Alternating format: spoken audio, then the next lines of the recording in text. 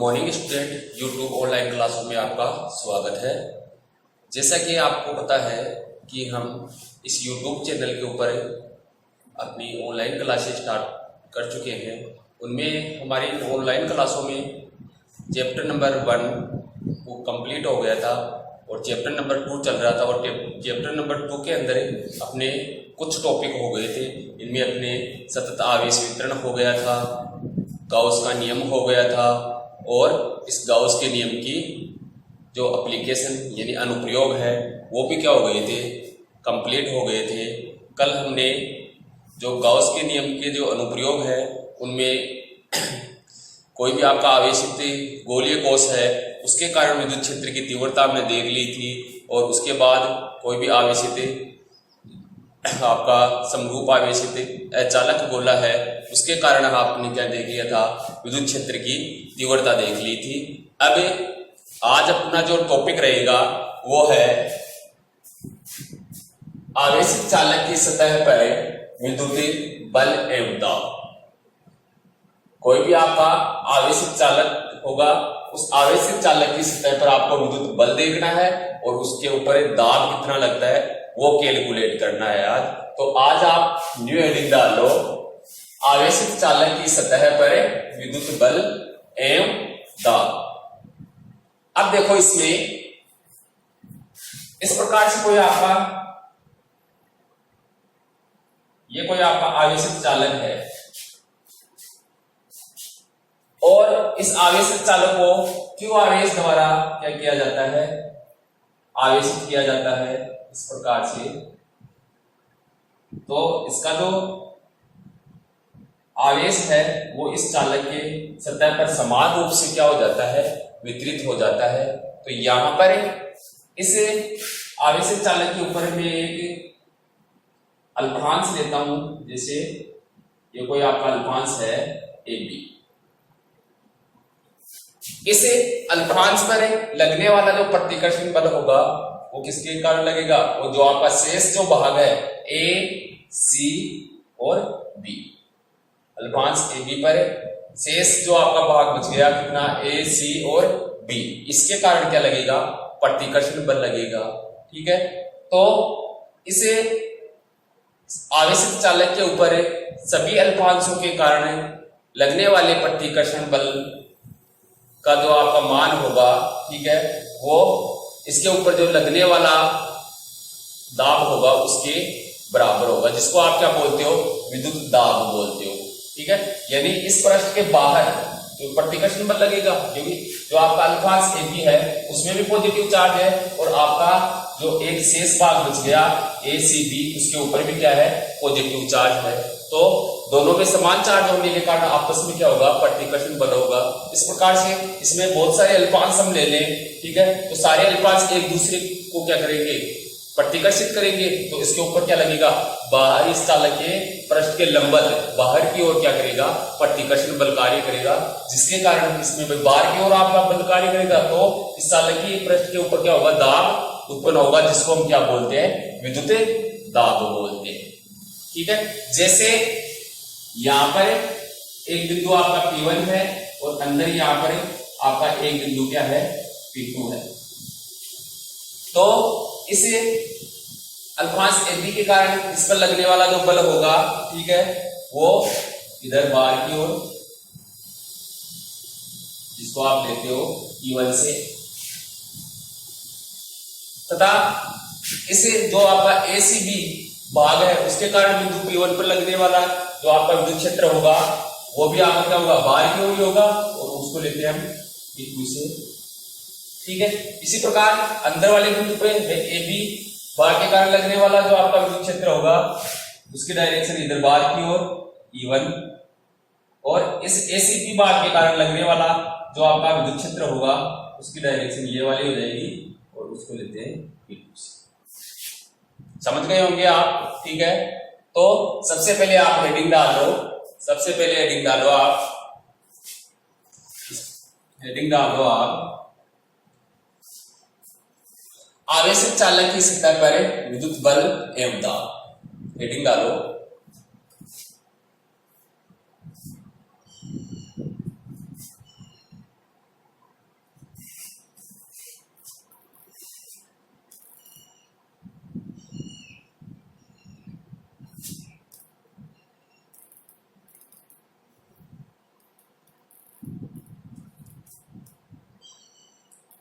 तो इसमें लिखो आप सबसे पहले, देखो, जब किसी चालक को आवेशित किया जाता है,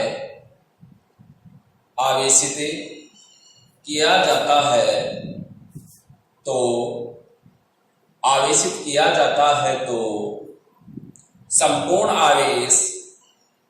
संपूर्ण आवेश उस चालक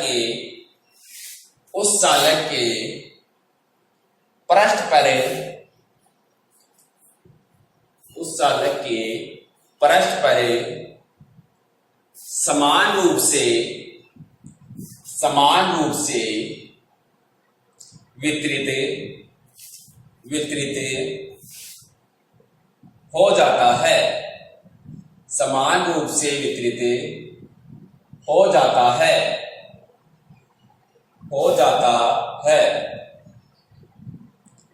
चालक के एक भाग में उपस्थित आवेश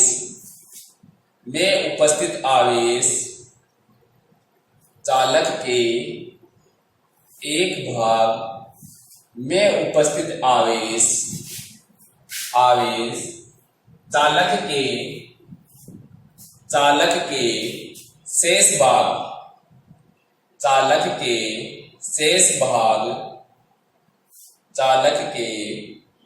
शेष भाग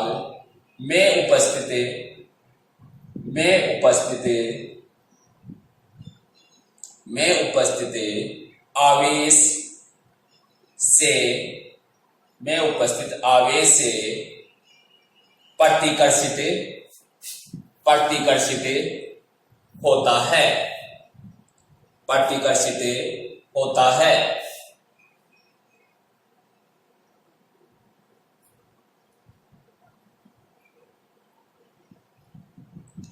है।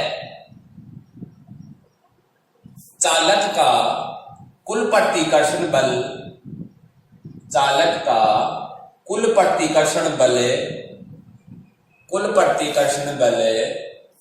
सभी अल्फांशों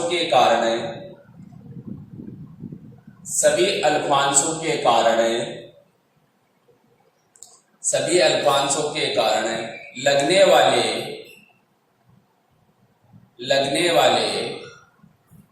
प्रतिकर्षण बलों के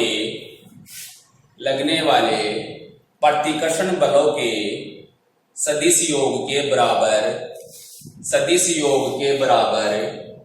होता है।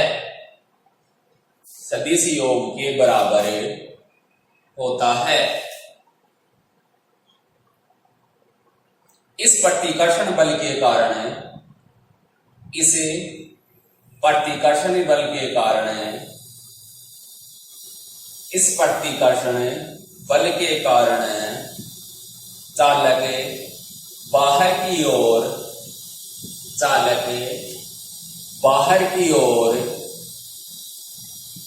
चालक बाहर की ओर दाब अनुभव करता है, जिसे विद्युत दाब कहते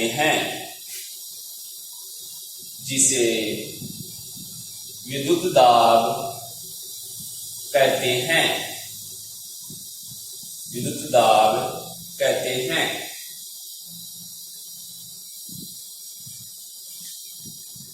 तो मेरी बात समझ में आ गई होगी कि जब आप किसी चालक को क्या कर रहे हो, आवेशित कर रहे हो, तो आपका आवेश उस चालक के पृष्ठ पर समान रूप से क्या हो जाता है, वितरित हो जाता है। तो इस चालक के एक भाग में उपस्थित आवेश, तो चालक का एक भाग मैंने ले लिया AB, तो इस AB में उपस्थित आवेश शेष भाग कौन सा है, A, C और B में उपस्थित आवेश के कारण क्या होता है, प्रतिकर्षित होता है। यानी उनके मध्य क्या लगेगा, प्रतिकर्षण बल कार्य करेगा, क्योंकि इसमें भी आपका पॉजिटिव चार्ज है, इसमें भी पॉजिटिव चार्ज है, तो समान चार्ज एक दूसरे को क्या करेंगे, प्रतिकर्षित करेंगे। तो यहाँ पर इस चालक के ऊपर जो आपका कुल प्रतिकर्षण बल का मान होगा, इस चालक के सभी अल्फांशों के कारण लगने वाले प्रतिकर्षण बल के क्या होगा, सदिश योग के बराबर होगा। यानी इस प्रकार में बहुत सारे अल्पांश में ले सकता हूं इस चालक के ऊपर, ठीक है। तो सब एक दूसरे को क्या करेंगे, प्रतिकर्षित करेंगे। तो इस पर जो कुल प्रतिकर्षण बल का मान होगा सभी अल्पांशों के कारण लगने वाले प्रतिकर्षण बल के सदिश योग के बराबर हो जाएगा। समझ गए मेरी बात को। अब ये जो आपका प्रतिकर्षण बल है, ठीक है, वो इस चालक की सतह पर क्या करता है, बाहर की ओर एक क्या दाब उत्पन्न करता है। यानी बाहर की ओर इसको खींचेगा इस पृष्ठ को, ठीक है, तो बाहर की ओर क्या करेगा, एक दाब उत्पन्न होता है। उसी को हम क्या बोलते हैं, विद्युत दाब बोलते हैं। तो अब ये क्या बना लो आप, डायग्राम बना लो जल्दी से, नीचे डायग्राम बना लो आप।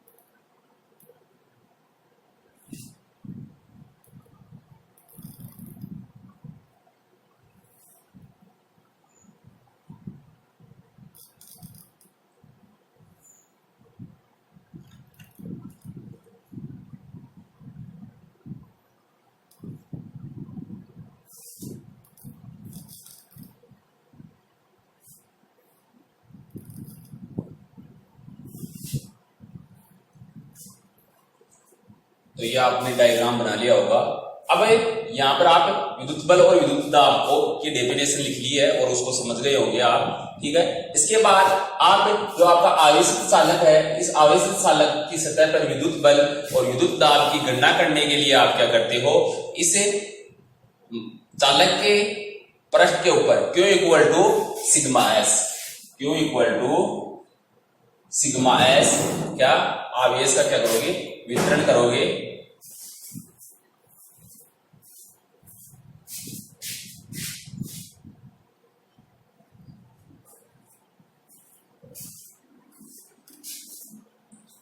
तो यहां पर डायग्राम बनाने के बाद हम बात कर रहे थे कि जो आपका ये आवेशित जो चालक है, ठीक है, इस आवेशित चालक की सतह पर आपको क्या करना है, विद्युत बल और दाब की गणना करनी है। इसके लिए इस आवेश के ऊपर Q equal to sigma S आवेश क्या है, वितरित है, और इस आवेश के अंदर और बाहर, तो बाहर आपका बिंदु P1 और अंदर आपका बिंदु P2 की क्या करते हैं, कल्पना करते हैं, ठीक है। तो जो आपका आवेशित चालक है, यानी आवेशित चालक के कारण जो आपका बाहर का जो बिंदु P1 है, इस पर आप क्या देखोगे, विद्युत क्षेत्र की तीव्रता, जैसे आपका गोलीय कोश है उसकी तरह ये क्या कर रहा है, कार्य कर रहा है।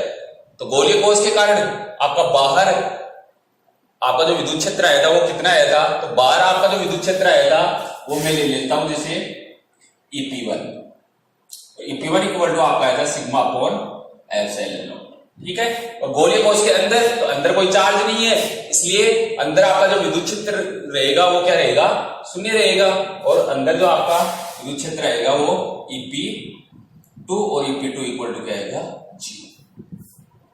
समझ गए। तो डायग्राम आपने बना लिया, तो डायग्राम के नीचे पहले आप लिखो, डायग्राम के नीचे लिखना स्टार्ट करो। देखो आवेशित चालक, आवेशित चालक, आवेशित चालक की सतह पर, की सतह पर, की सतह पर विद्युत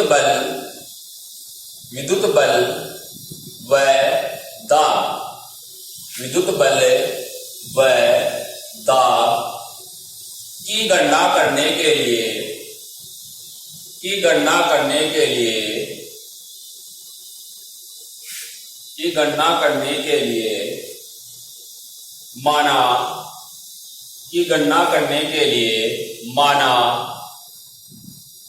माना एक चालक के पृष्ठ पर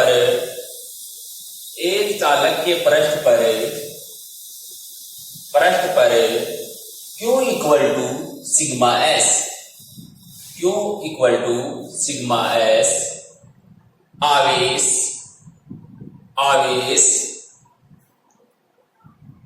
वितरित करते हैं,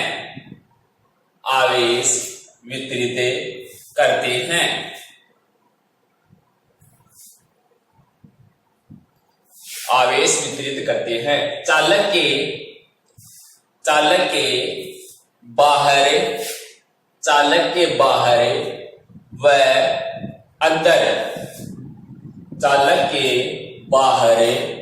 व अंदर दो बिंदुओं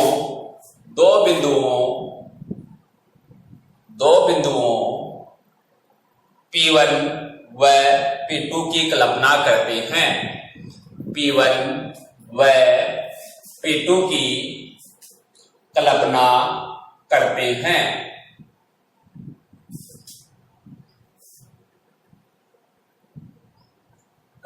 अब नीचे लिखो अतः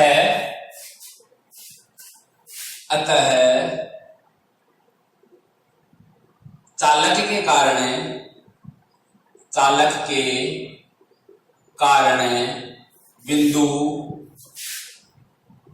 P1 पर विद्युत क्षेत्र की तीव्रता नीचे लिखना है, अतः चालक के कारण बिंदु P1 पर विद्युत क्षेत्र की तीव्रता। तो इस चालक के कारण जो आपका बाहर बिंदु P1 है उस पर क्या बतानी है आपको, विद्युत क्षेत्र की तीव्रता। तो जो आपकी गोलीय कोश के कारण विद्युत क्षेत्र की तीव्रता आएगी उतनी इसके कारण रहेगी, ये भी आपका गोलीय कोश ही है, ठीक है।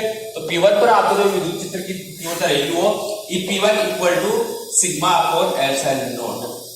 इसको समीकरण 1 दे दो, फिर नीचे लिखना है आपको इसी प्रकार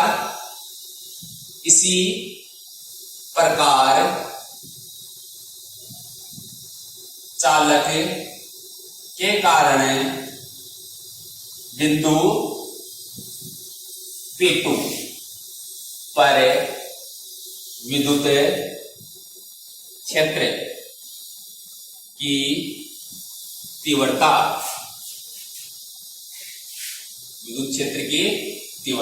वो क्या रहेगी आपकी, इस अंदर वाले बिंदु पर देख रही है तो अंदर आपको कोई चार्ज नहीं है, ठीक है, चार्ज नहीं है, तो यहाँ पर जो विद्युत क्षेत्र की तीव्रता रहेगी वो क्या रहेगी, 0, यानी आपका यह आ जाएगा P2 इक्वल टू क्या रहेगा, 0। इसको आप समीकरण क्या कर दो, 2 दे दो, समीकरण 2।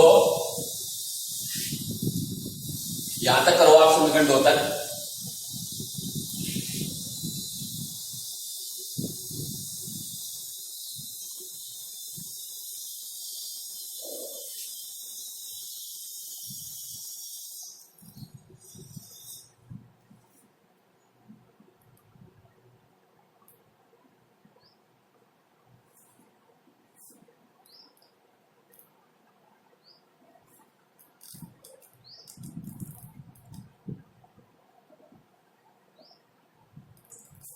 तो यहां से समीकरण 2 तक हो गया, ठीक है।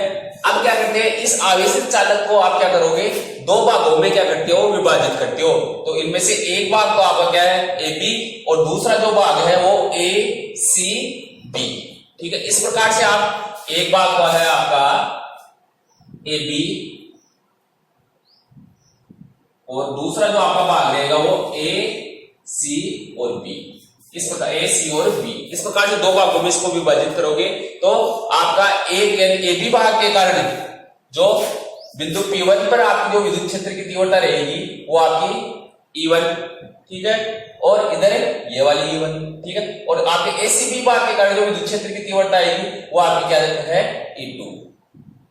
अतः आप क्या करोगे भाई, इस बिंदु P1 पर इस दोनों भागों के कारण क्या कर देखोगे विद्युत क्षेत्र की तीव्रता देखोगे, यानी एबी भाग के कारण विद्युत क्षेत्र की तीव्रता E1 और एसीबी भाग के कारण विद्युत क्षेत्र की तीव्रता E2। दोनों क्या है, सेम डायरेक्शन में है, दोनों क्या है आपके सेम डायरेक्शन में। तो आपकी जो टोटल विद्युत क्षेत्र की तीव्रता आएगी क्या EP1, और EP1 इक्वल टू क्या रहेगी भाई, दोनों सेम डायरेक्शन में है तो आपकी E1 प्लस E2 हो जाएगी। इसी प्रकार यहां पर दोनों भागों के कारण बिंदु P2 पर विद्युत क्षेत्र की तीव्रता देखोगे तो वो क्या आएगी आपकी भाई, दोनों क्या E1 और E2 एक दूसरे की विपरीत दिशा में है तो आपके पास क्या जाएगी विद्युत क्षेत्र की तीव्रता EP2, तो EP2 इक्वल टू आपके पास E1 माइनस E2, दोनों एक दूसरे के अपोजिट डायरेक्शन में है, समझ गए। तो लिखो आप पहले, देखो आवेशित चालक को दो भागों, आवेशित चालक को दो भागों AB व ACB में विभाजित करते हैं, में विभाजित करते हैं। AB के कारण विद्युत क्षेत्र की तीव्रता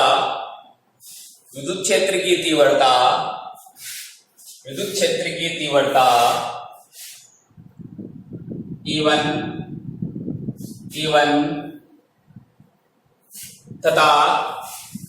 तथा ACB के कारण विद्युत क्षेत्र की तीव्रता तथा ACB के कारण विद्युत क्षेत्र की तीव्रता E2 वेक्टर है।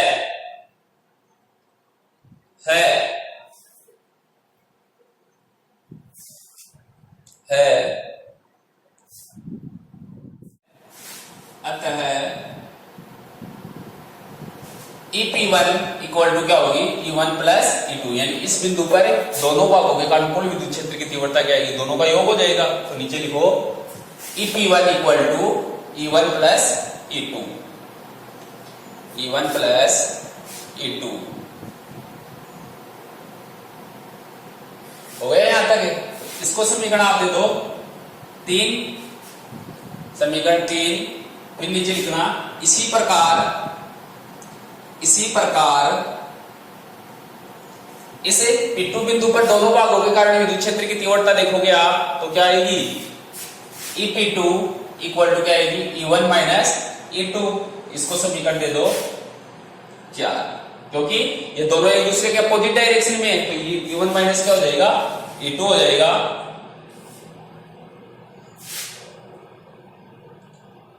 हो गया यहां तक। अब यहां पर देखना है आपको समीकरण 2 व 4 से, समझ गए।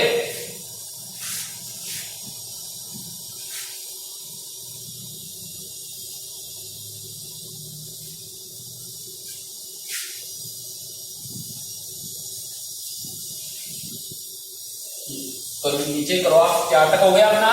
अब करो समीकरण 2 व 4 से। तो समीकरण 2 और 4 से देखोगे, समीकरण 2 में EP2 का मान क्या है 0, ठीक है, ये 0 मान यहां रखोगे तो आपका 0 इक्वल टू क्या हो जाएगा E1 माइनस E2, ठीक है, यानी आपका क्या हो गया E1 इक्वल टू क्या हो गया E2 हो गया। E1 इक्वल टू क्या हो गया आपका E2। अब आप क्या हो गए समीकरण 3 से,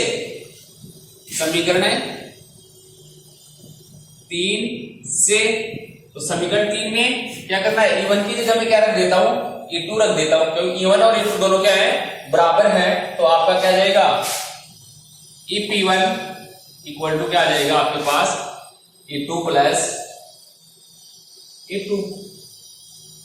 तो अब देखो इस EP1 का मान कहाँ है आपका समीकरण 1 में, तो नीचे करोगे आप या इसको दे दो EP1 इक्वल टू क्या हो जाएगा 2E2, ठीक है। इसको समीकरण आप दे दो 5, तो समीकरण 1 और 5 से, तो समीकरण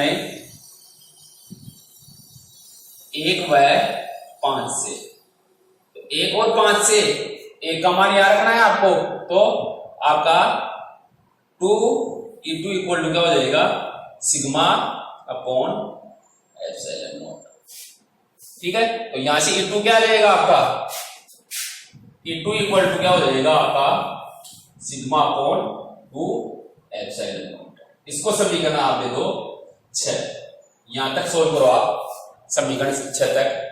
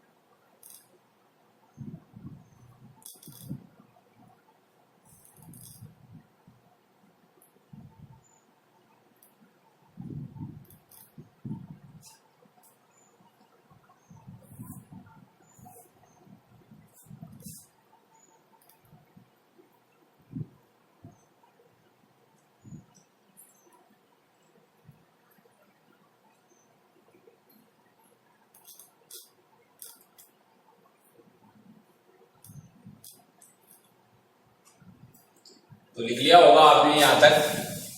तो एक बात आप ध्यान रखा करो, समझने का काम आप क्या किया करो, आराम से किया करो, और जो लिखने का काम है वो थोड़ी क्या किया करो, जल्दी किया करो, जिससे अपना टॉपिक जल्दी से हो सके, ठीक है। इस चीज का आप हमेशा ध्यान रखा करो, समझो आराम से, और थोड़ा लिखने का काम है, जो राइटिंग का अपना काम है, तो वो थोड़ा क्या किया करो, जल्दी किया करो, जिससे अपना टॉपिक जल्दी से चलेगा, ठीक है। तो अपना सिलेबस जल्दी कवर होगा। तो यहां पर आपका क्या आ गया, E2 equal to sigma upon 2 epsilon naught. अब ये E2 क्या है भाई, ये जो आपका E2 है, ठीक है, वो AB भाग के ऊपर ACB भाग के कारण जो विद्युत क्षेत्र की तीव्रता है वो है भाई। AB भाग के ऊपर किसके कारण लगेगी विद्युत क्षेत्र की तीव्रता, किसके कारण आएगी, ACB भाग के कारण आने वाली विद्युत क्षेत्र की तीव्रता है, ठीक है। तो नीचे लिखो यहां E2, यहां E2 AB भाग पर ACB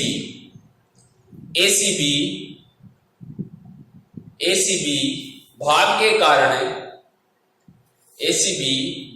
कारण उत्पन्न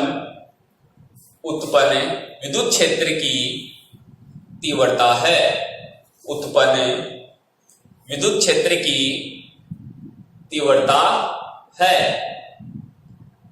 अतः विद्युत बल, तो नीचे लिखना है अतः विद्युत बल। तो विद्युत बल आप सब जानते हो कि आपका विद्युत बल F इक्वल टू क्या होता है QE, ठीक है। तो अल्फांश के कारण हम देख रहे हैं विद्युत बल, क्या करें अल्फांश के कारण, यानी ACB भाग के कारण AB भाग पर लगने वाला विद्युत बल है, ठीक है। तो अल्फांश के कारण लगने वाला विद्युत बल हो गया, तो वो क्या हो गया आपका dF, और dF इक्वल टू आपका क्या रहेगा, विद्युत क्षेत्र कितना है E2, और ये आपका dQ, ठीक है। dQ आवेश किसका है, ए बी भाग के अंदर जो आपका आवेश है उस अल्पांश के अंदर वो क्या है, dq आवेश है, और उसपे जो आपकी विद्युत क्षेत्र की तीव्रता है वो क्या है, E2 है। समझ गए मेरी बात? तो समीकरण 6 से समीकरण 6 से आपके पास क्या जाएगा, यहाँ E2 का मान रख दो तो dF इक्वल टू आपके पास क्या जाएगा, सिग्मा अपॉन 2 एप्सिलॉन नॉट, और ये आपका क्या जाएगा, dq।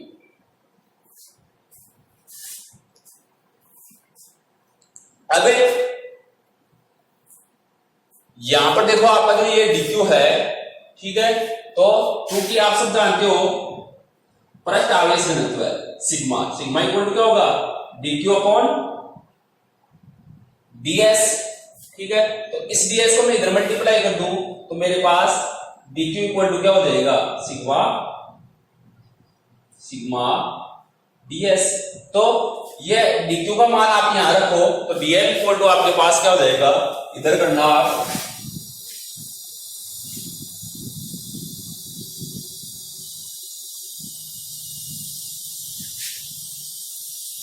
इधर देखो आप, जो आपका df है वो क्या हो जाएगा, सिग्मा अपॉन 2 एप्सिलॉन नॉट, और dq की जगह आप क्या रख दोगे, सिग्मा ds। अब सिग्मा क्या हो जाएगा आपका, सिग्मा स्क्वायर हो गया, तो यहां से आपका df इक्वल टू क्या हो जाएगा, sigma square upon 2 epsilon not, और ये आपका ds। तो ये इस अल्फांस पर लगने वाला क्या आ गया, बल आ गया। अल्फांस जो आपका AB है तो AB पे लगने वाला क्या आ गया, बल का मान आ गया आपके पास। अब एक अल्फांस पे लगने वाला आपके पास बल का मान आ गया, तो पूरे चालक पर आप लगने वाले बल का मान निकाल सकते हो, ठीक है। तो वो क्या करोगे, इसका समाकलन करके, यानी तो आपका जो समीकरण है इसको मैं दे देता हूं 7, इसका समाकलन करके पूरे चालक के पृष्ठ पर लगने वाला बल का मान आप निकाल सकते हो, ठीक है। क्योंकि एक तो ये विद्युत बल है तो वह बल आप निकाल सकते हो, ठीक है। तो यहां समीकरण 7 तक करो आप, समीकरण 7 तक लिखो।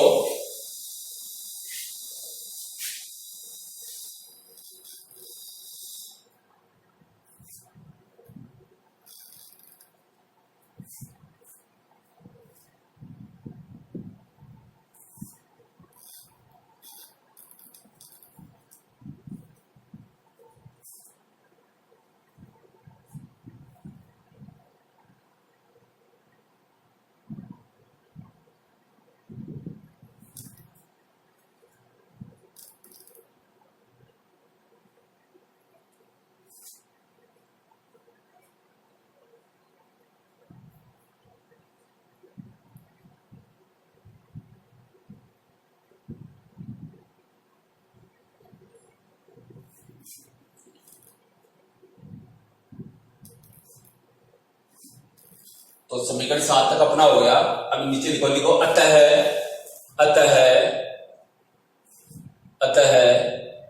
चालक के पृष्ठ पर लगने वाला कुल बल, अतः चालक के पृष्ठ पर लगने वाला कुल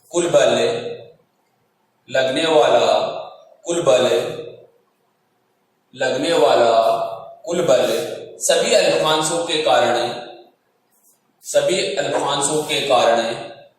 लगने वाले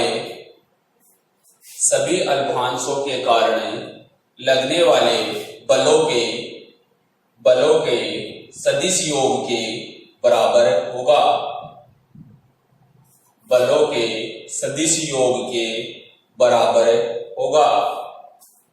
बलों के सदिश योग के बराबर होगा, जिसे समाकलन से ज्ञात करते हैं। जिसे समाकलन से ज्ञात करते हैं। तो बल इसका आप DF का समाकलन करोगे तो आपके पास क्या हो जाएगा, F, और इक्वल टू आपका आ जाएगा integral sigma square upon 2 epsilon not, और ये आपका क्या आ जाएगा, ds। तो ये आपके पास क्या आ गया, उसे चालक की सतह पर लगने वाला विद्युत बल आ गया। चालक की सतह पर लगने वाला क्या आ गया, विद्युत बल। ठीक है, अब विद्युत बल तो अपने पास आ गया, लेकिन हमें क्या चाहिए, दाब भी चाहिए, विद्युत दाब भी चाहिए, उसकी उस चालक की सतह पर दाब कितना लग रहा है। अब दाब आप सब जानते हो कि आपका जो दाब होता है, दाब इक्वल टू होता है बल बटे क्षेत्रफल। क्या होता है, बल बटे क्षेत्रफल। ठीक है, तो नीचे लिखना अतः विद्युत दाब, तो विद्युत दाब P इक्वल टू, विद्युत दाब P इक्वल टू, अतः विद्युत दाब P इक्वल टू बल बटे क्या होता है, क्षेत्रफल, बल बटे क्षेत्रफल। हो गया। अब नीचे समीकरण 7 से, तो समीकरण 7 से आप निकाल सकते हो। देखो यहां पर आपका dF तो क्या है, बल है, और ये ds क्या है, क्षेत्रफल। तो इस ds को इधर डिवाइड कर दूं तो मेरा क्या हो जाएगा, बल बटे क्षेत्रफल, और यही आपका क्या रहेगा, दाब रहेगा। तो समीकरण 7 से, तो समीकरण 7 से आपके पास क्या आ जाएगा,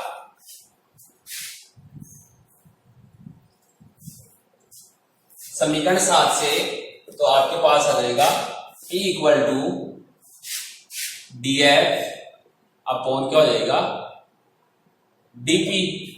ठीक है, और dF अपॉन dP अपना क्या है, sigma square upon 2 epsilon naught. तो P इक्वल टू आपका क्या हो जाएगा, sigma square upon 2 epsilon not. यह आपका क्या आ गया, विद्युत दाब आ गया। तो ये समीकरण 9,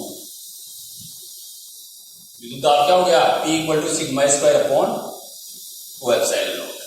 करो यहां तक समीकरण 9 तक।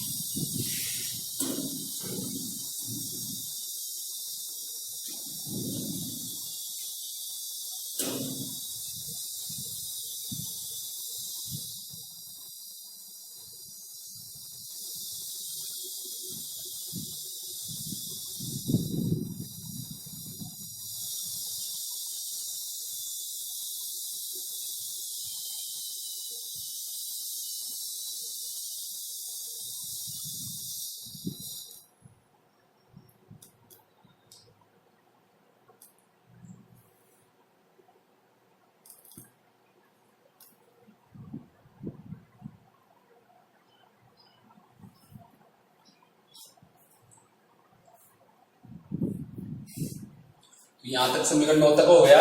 ठीक है, अब चूंकि आप सब जानते हो कि जो आपका गोलीय कोश होता है उसके पृष्ठ पर जो आपका विद्युत क्षेत्र आया था वो कितना आया था, सिग्मा अपॉन एप्सिलॉन नॉट।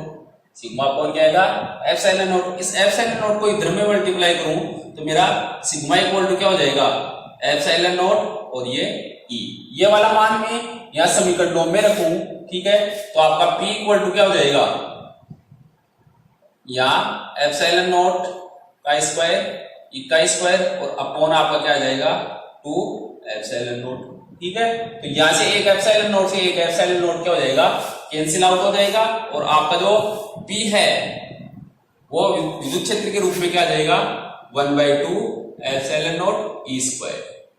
तो ये भी आपका क्या है, विद्युत दाब ही है। किसकी फॉर्म में है, ये विद्युत क्षेत्र की फॉर्म में है, और ये पृष्ठ आवेश घनत्व की फॉर्म में क्या है, विद्युत दाब है। तो दोनों ही आपके विद्युत दाब है। ये समीकरण 10, और नीचे लिख लेना इस समीकरण 9 व 10 विद्युत दाब को, विद्युत दाब को प्रदर्शित करते हैं, प्रदर्शित करते हैं। यही आपको क्या करना था, कैलकुलेट करना था कि आप आवेशित चालक की सतह पर विद्युत बल भी आपने देख लिया, विद्युत बल अपना ये आ गया समीकरण 8 में, और विद्युत आपका दाब देखना है तो विद्युत दाब समीकरण और 9 और 10 में आ गया। तो ये अपना क्या हो गया, टॉपिक कंप्लीट। तो यहां तक कर लो आप, और आगे न्यू टॉपिक की स्टार्ट करते हैं फिर।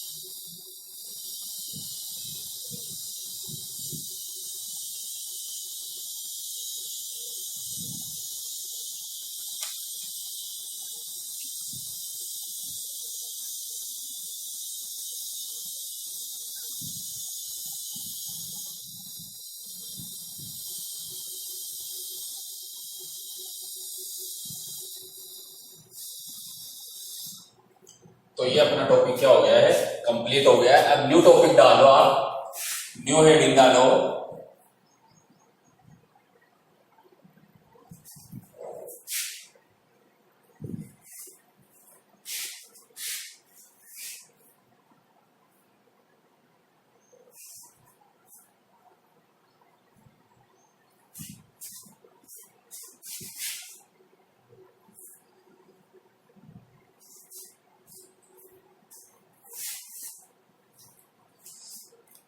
न्यू हेडिंग डालो आप। अगला जो अपनी पॉइंट है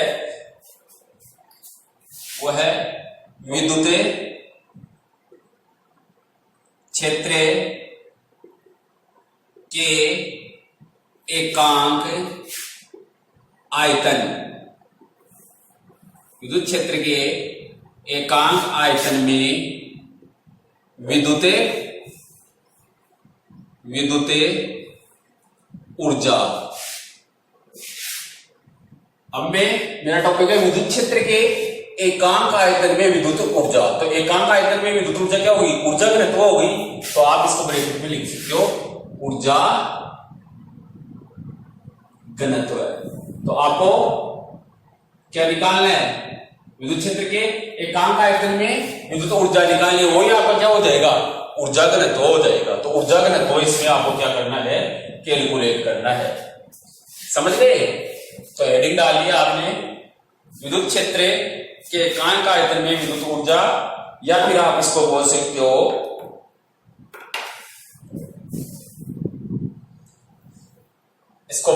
आप ऊर्जा घनत्व है। ठीक है। अब देखो, कोई भी आपका चालक है, जब उसको आप आवेशित करते हो, तो ये आपका कोई चालक है,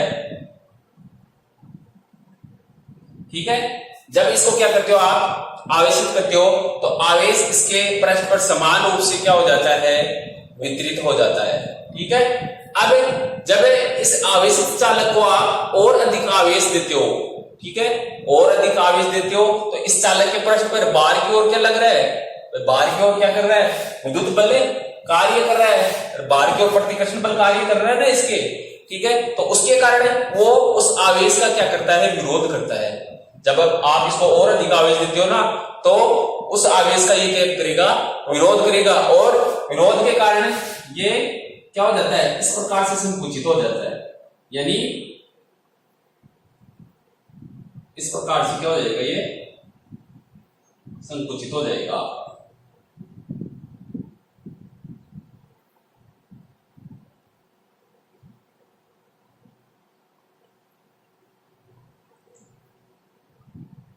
यानी जैसे ये आपका स्मॉल आर त्रिज्या का गोला था, ठीक है, तो वो ओके, यानी dr दूरी तक क्या हो गया, संकुचित हो गया। ये dr दूरी तक क्या हो गया, संकुचित हो गया। तो ये जो आपका गोला बचेगा वो कितना बचेगा, r माइनस dr रेडियस का बच जाएगा। समझ गए। और इसके ऊपर आपका क्या है, क्यों आवेश वितरित है, ठीक है। तो ये जब क्या करेगा, इस बल के कारण क्या होगा, संकुचित होगा।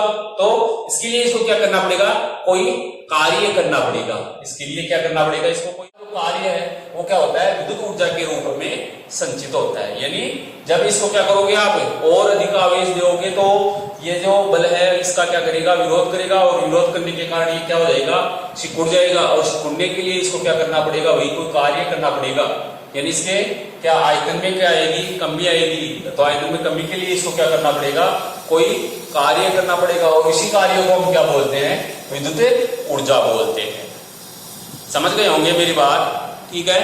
अब सबसे पहले आप लिखो, इसमें लिखो, देखो जब किसी चालक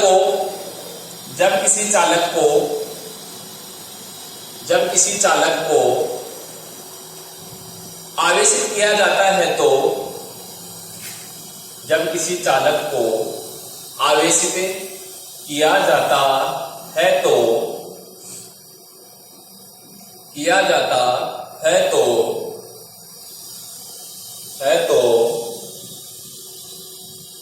चालक के पृष्ठ पर चालक के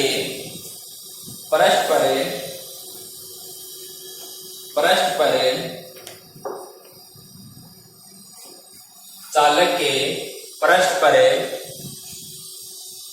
पर लंबत बाहर की ओर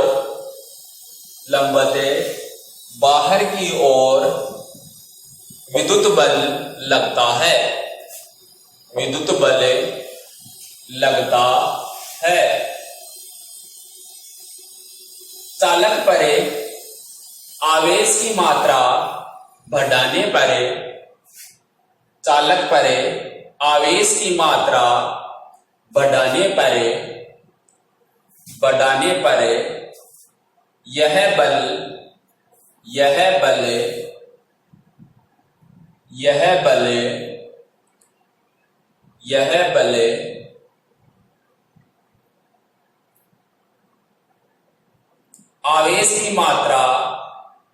यह बल आवेश की मात्रा बढ़ाने का विरोध करता है। यह बल आवेश की मात्रा बढ़ाने का विरोध करता है, जिससे चालक के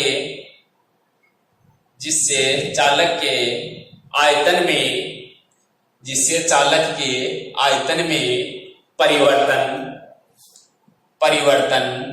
होता है।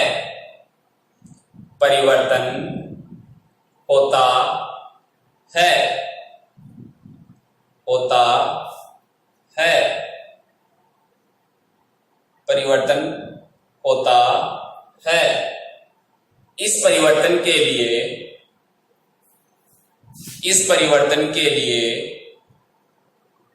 किया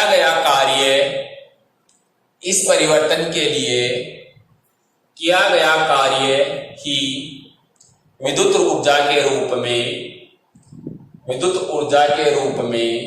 संचित होता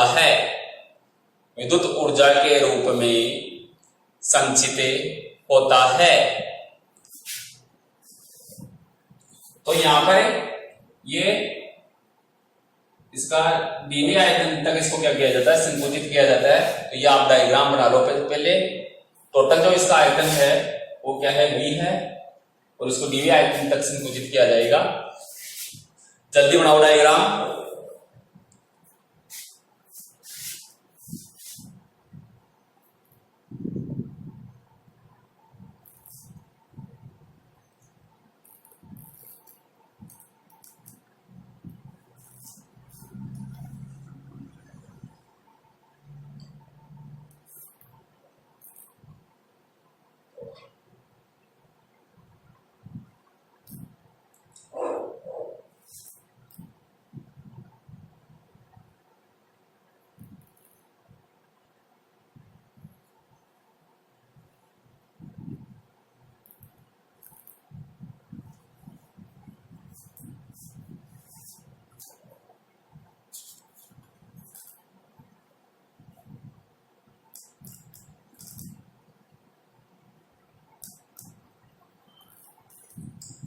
तो बना लिया डायग्राम, ठीक है।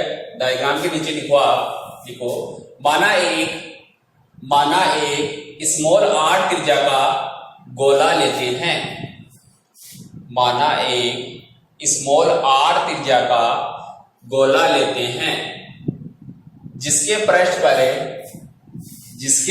पर Q equal to sigma S आवेश वितरित है। जिसके पृष्ठ पर Q equal to sigma S आवेश वितरित है। अतः अब नीचे लिखना है आपको, नीचे लिखो अतः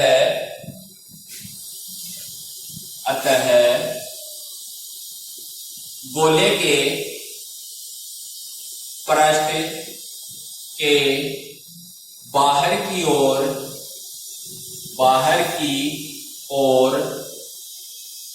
लगने वाला विद्युत दाब,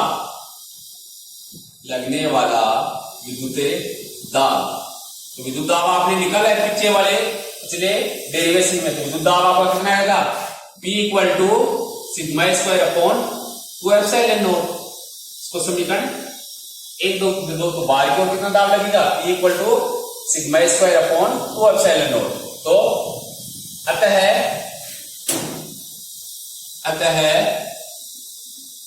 विद्युत बल, तो विद्युत बल आपका F इक्वल टू क्या हो जाएगा भाई, F इक्वल टू आपका PA। P आपका क्या है, दाब, और A आपका क्या है, क्षेत्रफल। ठीक है, तो यहां तक आप करो, यहां तक करो आप।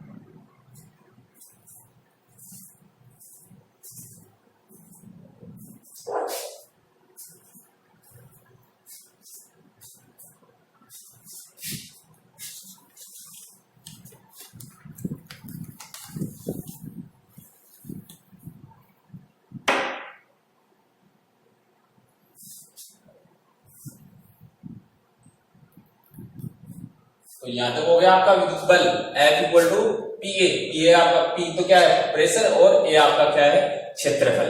ठीक है, तो यहां से आपका F इक्वल टू क्या हो जाएगा, P का मान आपके पास है, ये ऊपर sigma square upon 2 epsilon not और इनटू A क्या है, इस गोले का पृष्ठीय क्षेत्रफल। यानी चूंकि जो आपका A है वो क्या आपका 4 पाई r स्क्वायर, तो एक ही जगह आप लिख दो 4 पाई r स्क्वायर। समझ गए, ये आपके पास क्या आ गया, बल आ गया। ठीक है, तो इसको समीकरण दे दो 2, समीकरण 2।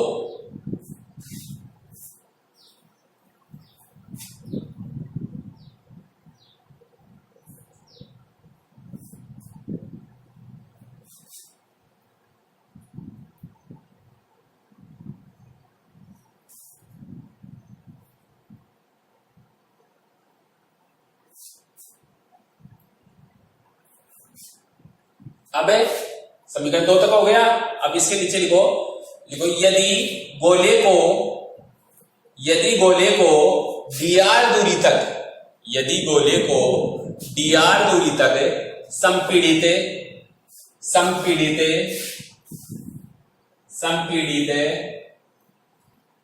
किया जाए तो dr दूरी तक संपीड़ित किया जाए तो बल द्वारा किया गया कार्य, बल द्वारा किया गया कार्य। तो कार्य आप सब जानते हो कि W बराबर क्या होता है आपका, बल गुणा विस्थापन। ठीक है, तो आपका किया गया कार्य क्या हो जाएगा, dr दूरी तक आप इसको विस्थापित करेंगे तो dw इक्वल टू क्या हो जाएगा, f dr। समझ गए, f dr हो गया अपना। ठीक है, अब इधर ही देख लो आप, तो f का मान आपके पास ऊपर है समीकरण 2 में, तो dw इक्वल टू आपके पास क्या हो जाएगा, sigma square upon 2 epsilon not, और ये आपका 4 पाई r स्क्वायर, और ये आपका क्या हो जाएगा dr। समझ गए, तो यहां तक करो आप।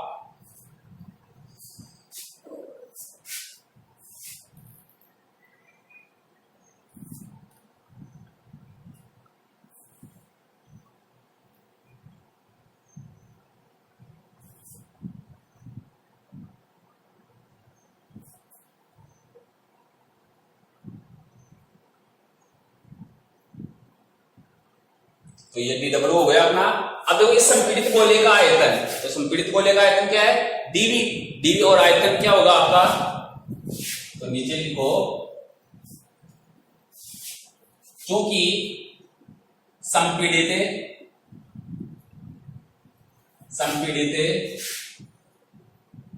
गोले का आयतन, संपीड़ित गोले का जो आयतन होगा वो होगा आपका dv, और dv इक्वल टू ये आपका क्षेत्रफल क्या है 4 पाई r स्क्वायर, और ये दूरी, तो क्षेत्रफल गुणा दूरी क्या हो गया, आयतन हो गया, यानी 4 पाई r स्क्वायर और ये dr। ठीक है, ये आपका क्या हो गया, आयतन हो गया। तो यहां पर इसे 4 पाई r स्क्वायर dr की जगह आप क्या रख सकते हो, dv रख सकते हो। ठीक है, तो dw इक्वल टू आपका क्या हो जाएगा, sigma square upon 2 epsilon not, और ये आपका dv।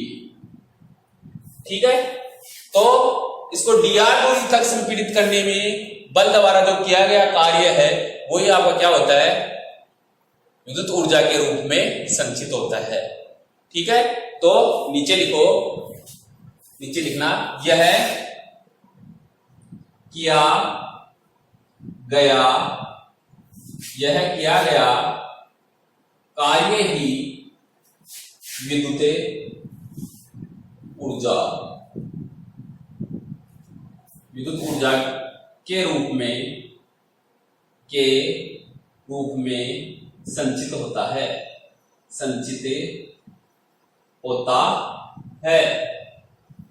तो अतः आपके पास dw की जगह क्या हो जाएगा, ऊर्जा आ जाएगी du। ठीक है, और du इक्वल टू आपका क्या हो जाएगा, sigma square upon 2 epsilon not, और ये आपका dv। तो ये आपकी ऊर्जा हो जाएगी du equal to sigma square upon 2 epsilon naught dv। तो यहां तक आप सोल्व करो पहले।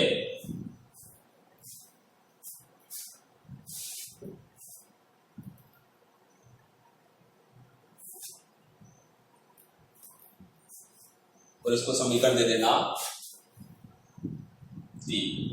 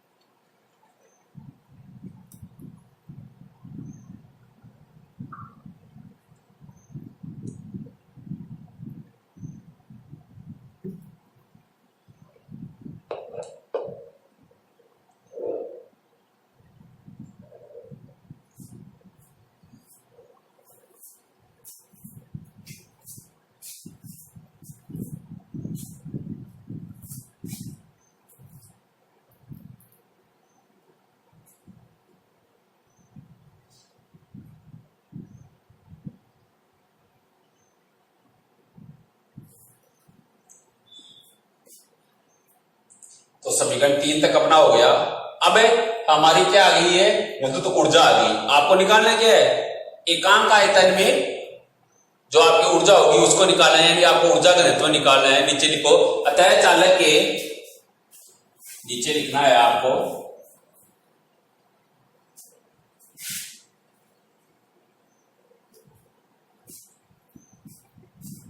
देखो, अतः चालक के एकांक आयतन में, एकांक आयतन में, अतः चालक के एकांक आयतन में संचित ऊर्जा को ही, संचित ऊर्जा को ही ऊर्जा घनत्व कहते हैं,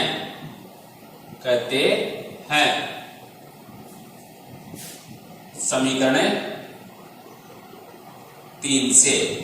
तो समीकरण 3 से आपका क्या हो जाएगा, du upon dv equal to sigma square upon 2 epsilon naught. तो यह क्या आ गई, एकांक आयतन में संचित ऊर्जा होगी du अपॉन dv, तो ये आपकी क्या हो जाएगी, ऊर्जा घनत्व हो जाएगा। ठीक है, तो इस ऊर्जा घनत्व को मैं किससे ले लेता हूं, म्यू से। तो म्यू इक्वल टू आपका क्या हो जाएगा, sigma square upon 2 epsilon naught. तो ये आपका क्या आ गया, ऊर्जा घनत्व आ गया। ठीक है, अब इसको इक्की फॉर्म में आप लिखना चाहो तो इक्की फॉर्म में भी आप लिख सकते हो, क्योंकि आपका चूंकि जो सिग्मा आपका ई होता है वो क्या होता है, सिग्मा अपॉन एप्सिलॉन नॉट। तो सिग्मा इक्वल टू क्या हो जाएगा, ई एप्सिलॉन नॉट। तो ये मान यहां पर रख दो आप, तो आपके पास क्या जाएगा, इधर लिख दो, ये तो हो गया होगा आपका। तो इधर आपका जो ऊर्जा घनत्व होगा वो आ जाएगा आपके पास म्यू इक्वल टू 1/2 सिग्मा की जगह क्या आ जाएगा अपना epsilon not square E square upon क्या आ जाएगा एप्सिलॉन नॉट। तो एक एप्सिलॉन नॉट से एक एप्सिलॉन नॉट कैंसिल आउट हो जाएगा और आपका आ जाएगा 1/2 एप्सिलॉन नॉट ई स्क्वायर। ये आपका क्या आ जाएगा, ऊर्जा घनत्व आ जाएगा। और यही आपको क्या करना था, यहां पर निकालना था। तो कर लो यहां तक।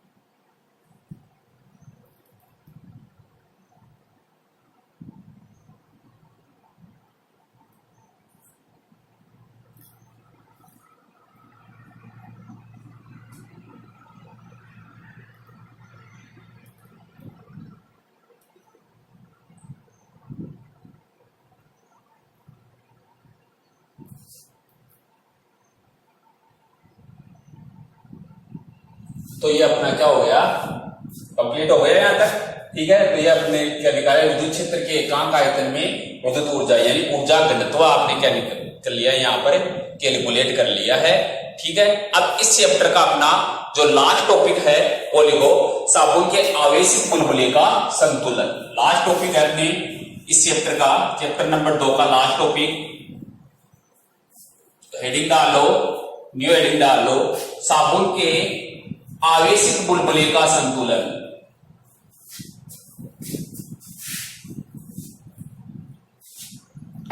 हेडिंग डालो साबुन के आवेशित बुलबुले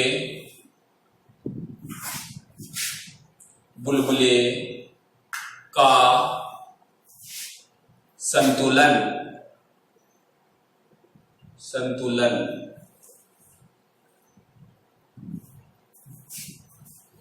साबुन के आवेशित बुलबुले का संतुलन।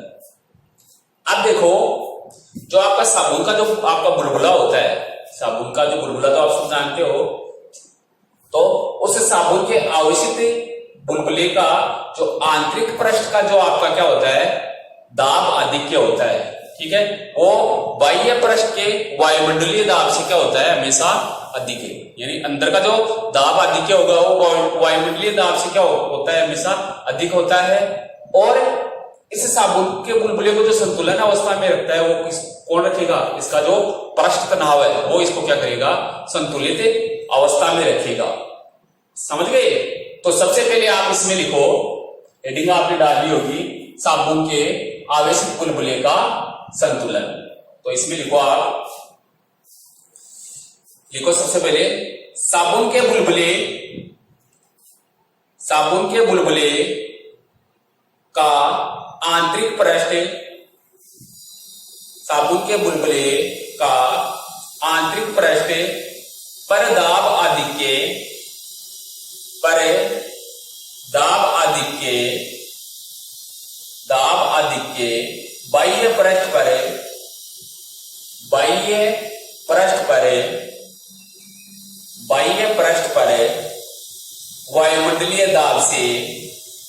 बाह्य पृष्ठ पर वायुमंडलीय दाब से अधिक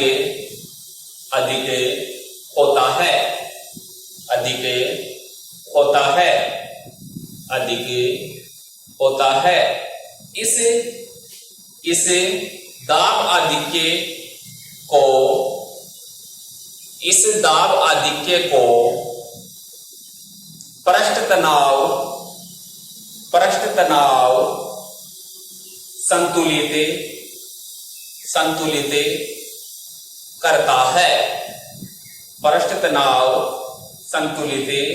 करता है। अब नीचे लिखो, आप लाइन चेंज करके लिखो, माना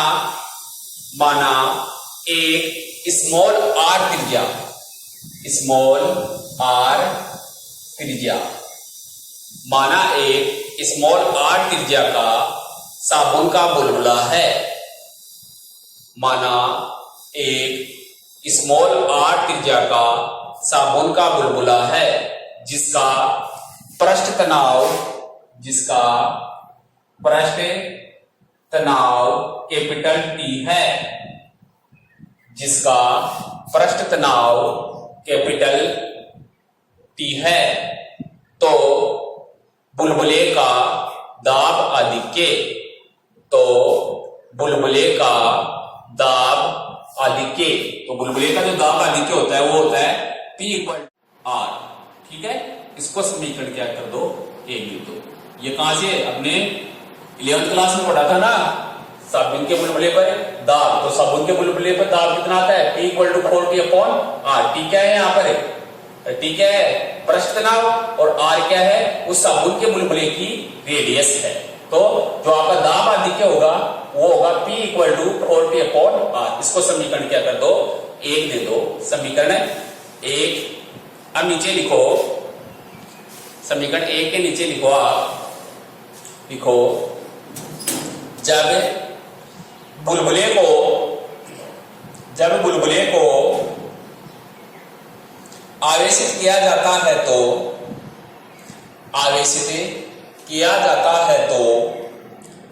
बुलबुले के पृष्ठ पर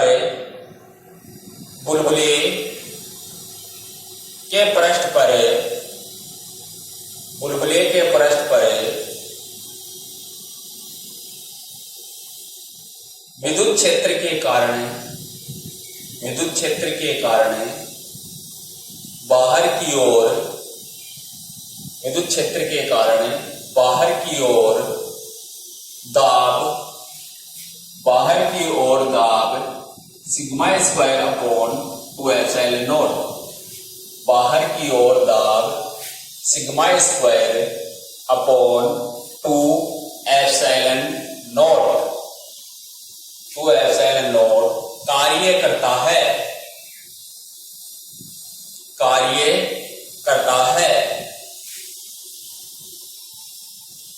अब नीचे लिखो आप लाइन चेंज करके, अतः संतुलन की स्थिति में, अतः संतुलन की स्थिति में, तो संतुलन की स्थिति में आपका क्या हो जाएगा, P प्लस, सॉरी ये अपना P ये वाला आ जाएगा, प्लस दाब और कितना लगेगा आवेशित करने पर sigma square upon 2 epsilon not और इक्वल टू कितना हो जाएगा 40 अपॉन आर। तो संतुलन की स्थिति में अपना दाब ये हो जाएगा। ठीक है, यहां से आप P देख लो, P इक्वल टू क्या हो जाएगा आपका 40 अपॉन आर और माइनस ये हो जाएगा sigma square upon 2 epsilon naught. ठीक है, इसको समीकरण आप क्या दे दो, 2 दे दो। तो समीकरण 2 तक करो आप। मेरी बात समझ गए होंगे आप। जब साबुन के बुलबुले को आप क्या करते हो, आवेशित करते हो, तो विद्युत क्षेत्र के कारण उसके ऊपर क्या लगता है, पृष्ठ के बाहर की ओर क्या लगता है, दाब लगता है। कितना, sigma square upon 2 epsilon not, इतना दाब लगता है। ठीक है, तो इस स्थिति में क्या होगा, संतुलन की अवस्था में, संतुलन की स्थिति में, और संतुलन की स्थिति में आपका P plus sigma square upon 2 epsilon naught equal to क्या हो जाएगा 40 अपॉन आर, और P इक्वल टू क्या हो जाएगा, इसको इधर पक्षांतरण कर लो तो 40 अपॉन आर माइनस क्या हो जाएगा sigma square upon 2 epsilon not. ये आपका समीकरण 2 आ जाएगा यहां से।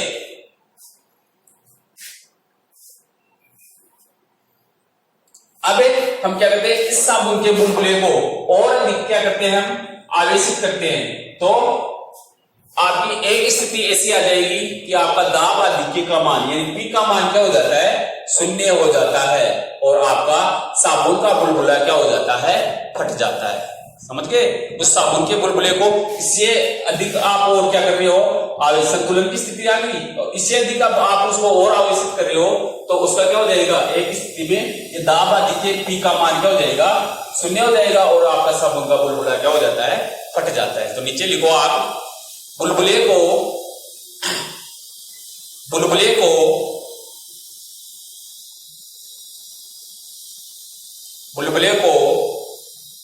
आवेशित करते समय एक स्थिति ऐसी आती है कि बुलबुले को आवेशित करते समय एक स्थिति ऐसी आती है कि बुलबुले का दाब आधिक्य 0 हो जाता है। बुलबुले का दाब आधिक्य 0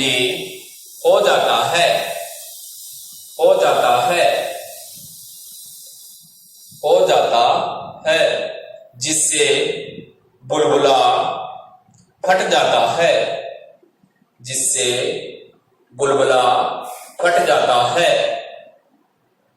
बुलबुला फट जाता है, तो इस स्थिति के लिए समीकरण 2 से, तो समीकरण 2 से आपका P क्या हो गया, 0 हो गया, दाब आधिक्य का मान क्या हो गया 0। तो आपका समीकरण 2 से 0 इक्वल टू क्या हो जाएगा 40 upon R minus sigma square upon 2 epsilon naught. समझ गए आप। अब यहां से ये आपका जो समीकरण आ गया, इससे आप क्या निकाल सकते हो, उस साबुन के बुलबुले का पृष्ठ आवेश घनत्व निकाल सकते हो, उसका तनाव निकाल सकते हो, उसकी आप क्या निकाल सकते हो, त्रिज्या आप निकाल सकते हो। तो नीचे लिख लो पहले बुलबुले की त्रिज्या। तो बुलबुले की त्रिज्या, तो बुलबुले की त्रिज्या कितनी हो जाएगी, स्मॉल आर।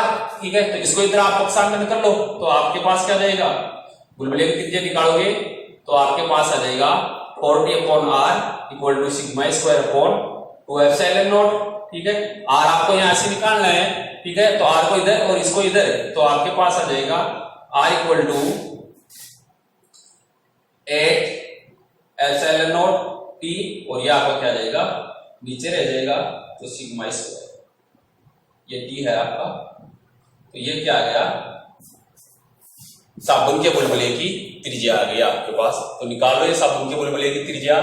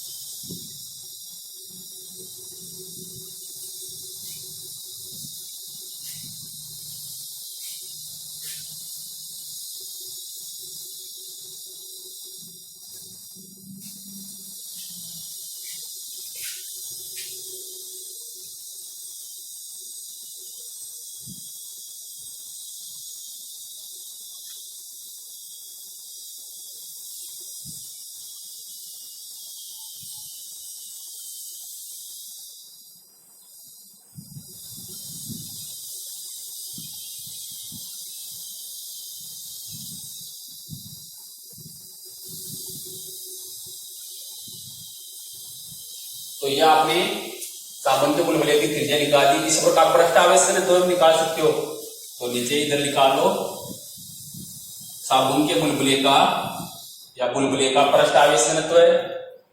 तो बुलबुले का पृष्ठ आवेश घनत्व है। तो पृष्ठ आवेश घनत्व है, सिग्मा आपको निकालना है। तो सिग्मा इक्वल टू आपके पास क्या आ जाएगा, सिग्मा इक्वल टू अंडर रूट में आ जाएगा 8 एप्सिलॉन नॉट टी अपॉन क्या जाएगा आर। तो ये इसका क्या जाएगा, पृष्ठ आवेश घनत्व है। तो निकालो पृष्ठ आवेश घनत्व, लिखो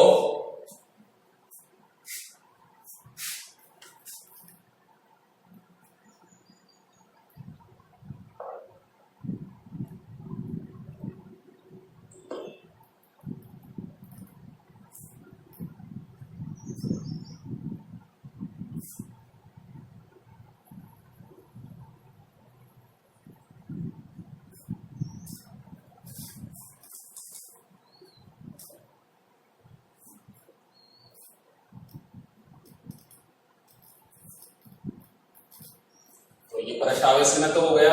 और बुलबुले के ऊपर आवेश भी निकाल सकते हो आप। तो बुलबुले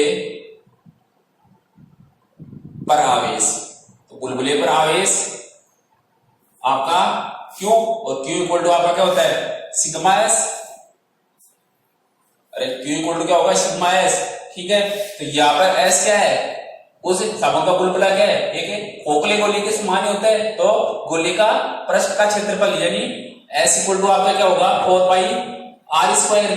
ठीक है, और सिग्मा आपने निकाल लिया, ये रहा, दोनों का मान यहां रख दो। तो आपके पास Q इक्वल टू क्या हो जाएगा अंडर रूट 8 एप्सिलॉन नॉट ये टी, और ये आपको क्या जाएगा आर, और इंटू आपका पास क्या जाएगा 4 पाई आर स्क्वायर। ठीक है, तो यहाँ इस आर स्क्वायर को मैं अंदर ले लूं तो आर की पावर 4 हो जाएगा। ठीक है, आपके पास क्या जाएगा, इसको इस प्रकार से भी लिख सकते हो आप, ऐसे लिख सकते हो Q इक्वल टू 4 पाई और अंडर रूट 8 एप्सिलॉन नॉट, और ये आपका P अंदर ले होगे तो R की पावर क्या हो जाएगा 4, और ये नीचे R। ठीक है, A R से R आपका क्या हो जाएगा कैंसिल आउट हो जाएगा। तो आपके पास Q इक्वल टू इस प्रकार से लिख सकते हो आप 4 पाई अंडर रूट ये आपका 8 एप्सिलॉन नॉट T और R की ऊपर इस प्रकार से। तो ये साबुन के बुलबुले का क्या आ गया, आपके पास आवेश आ गया। तो यहां तक आप कर लो। तो ये आपका क्या हो गया, ये आपका साबुन के आवेशित बुलबुले का क्या हो गया संतुलन। और उस संतुलन में आपने क्या निकाल लिया, इस साबुन के बुलबुले का आपने पृष्ठ आवेश घनत्व निकाल लिया, उसका आपने आवेश निकाल लिया, और उसकी त्रिज्या आपने क्या कर ली इसमें कैलकुलेट होगी कर ली। इस प्रकार से ये आपका चैप्टर क्या होता है कंप्लीट। तो यहां तक आप सोल्व कर लो इसको।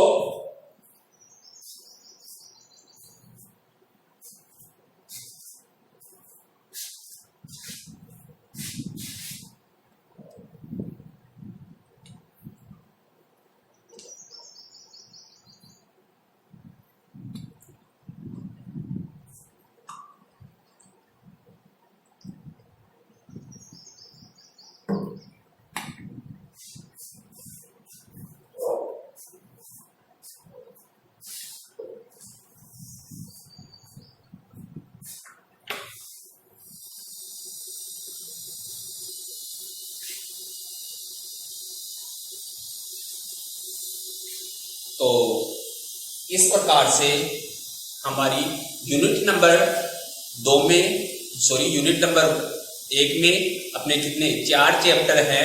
उन 4 चैप्टर में से आपके कितने 2 चैप्टर कंप्लीट हो गए हैं। ठीक है, अब 2 चैप्टर, अपना जो पहला चैप्टर था वो था आपका विद्युत आवेश और विद्युत क्षेत्र, वो अपना कंप्लीट हो गया। ठीक है, अब देखो जो आपको मैं यहाँ पर चैप्टर करवा रहा हूँ, ठीक है, वो क्लास के हिसाब से करा रहा हूँ। क्लास में भी आपको इसे ही पढ़ाया जाता है, आपको टॉपिक को समझाया जाता है, उसके एक एक नोट्स लिखाए जाते हैं आपको। ठीक है, तो वही काम भी यहाँ पर कर रहा हूँ आपको। ऑनलाइन क्लासों में भी वैसा ही आपको आनंद मिलेगा जिस प्रकार से आपको ऑफलाइन क्लासों में मिलता है। ठीक उसी प्रकार से मैं यहाँ पर एक एक टॉपिक वाइज ढंग से समझाते हुए उनके आराम से आपको क्या लिखवा रहा हूँ, नोट्स लिखवा रहा हूँ। तो आराम से आप इसके नोट्स भी लिखते जाए और इसकी रेगुलर स्टडी भी करते जाए, रेगुलर इसको तैयार करते रहे, पेंडिंग में कुछ नहीं रखें। यदि आपका पेंडिंग में ज्यादा रहेगा तो फिर आपको पढ़ने में क्या हो जाएगी, दिक्कत हो जाएगी। तो इसको जैसे मैं रोज पढ़ाया जाता हूँ वैसे की वैसे आप इसको तैयार भी करते चलो, इससे आपको क्या रहेगी, थोड़ी पढ़ने में आसानी रहेगी।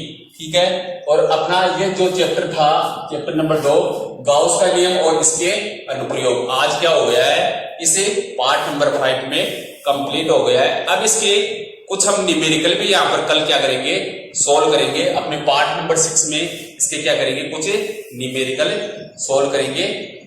अब आज इतना ही, धन्यवाद।